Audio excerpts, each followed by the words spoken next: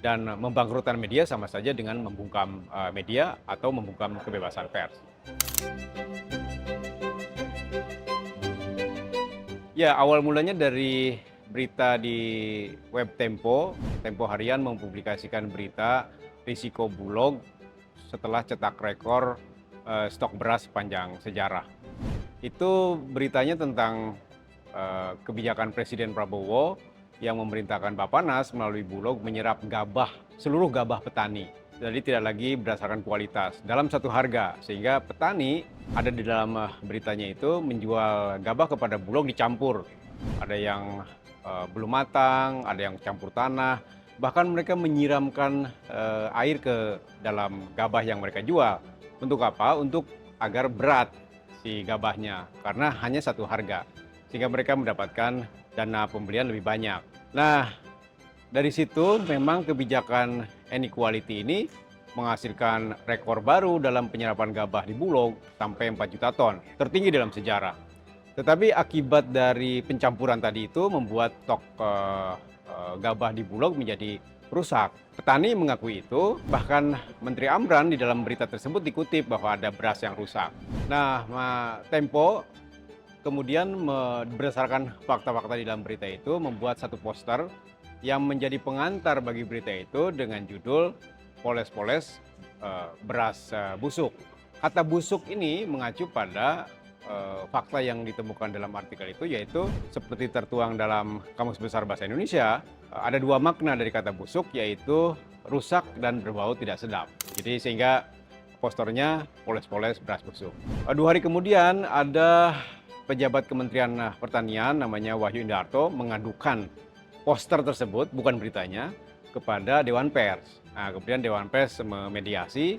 Kami jelaskan di situ bahwa mengapa Tempo memilih kata busuk. Tadi seperti yang sudah dijelaskan sesuai dengan Kamus Besar Bahasa Indonesia maknanya. Pada tanggal 17 Juni 2025, Dewan Pers menerbitkan pernyataan penilaian rekomendasi. Ada 5 poin, 4 poin untuk Tempo yang menyatakan: 1, Tempo diminta untuk mengubah judul poster. Yang kedua, memoderasi konten di Instagram. Yang ketiga, meminta maaf kepada pemandu dan pembaca. Dan yang keempat, melaporkan pelaksanaan PPR tersebut kepada Dewan Pers. Semuanya sudah dilakukan. Tempo pada tanggal 19 Juni 2025 atau sehari setelah Tempo menerima PPR, poster tersebut sudah dicabut dari semua media sosial dan diganti dengan yang baru, dengan judul "Main Serap Gabah Rusak". Kemudian meminta maaf kepada pengadu, yaitu Saudara Wahyu Indarto, dan kepada pembaca. Bahkan tidak hanya memoderasi, tapi men-take down atau menghapus konten sebelumnya. Sehingga yang ada hanya konten baru, dan kemudian melaporkan pelaksanaan PPR tersebut kepada Dewan Pers. Buktinya ada di sini, silakan teman-teman cek di postingan Tempo, baik di Twitter maupun di Instagram, edisi tanggal 19 Juni 2025. Setelah Tempo melaksanakan PPR dari Dewan Pers tersebut, kami mendapatkan informasi bahwa Menteri Pertanian Amran Sulaiman, bukan Wahyu Indarto, menggugat Tempo telah melakukan perbuatan melanggar hukum ke Pengadilan Negeri Jakarta Selatan senilai 200 miliar. Nah, kemudian ada pemanggilan oleh pengadilan dan disarankan untuk mediasi. Mediator dari Pengadilan Negeri Jakarta Selatan itu sudah memanggil Amran, tetapi beliau tidak hadir dengan alasan sibuk dan seterusnya, sehingga 5 kali mediasi itu gagal. Dan karena itu pengadilan memproses gugatan tersebut.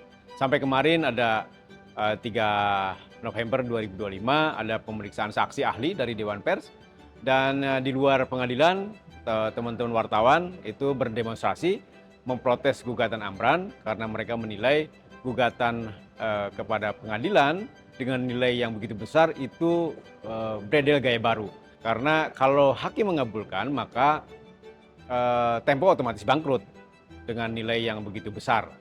Dan membangkrutkan media sama saja dengan membungkam media atau membungkam kebebasan pers.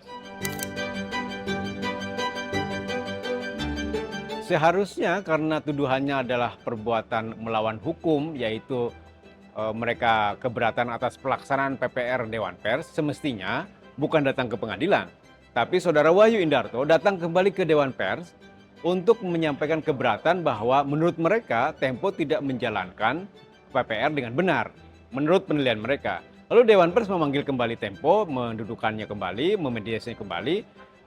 Lalu kita dengar apa yang mereka inginkan.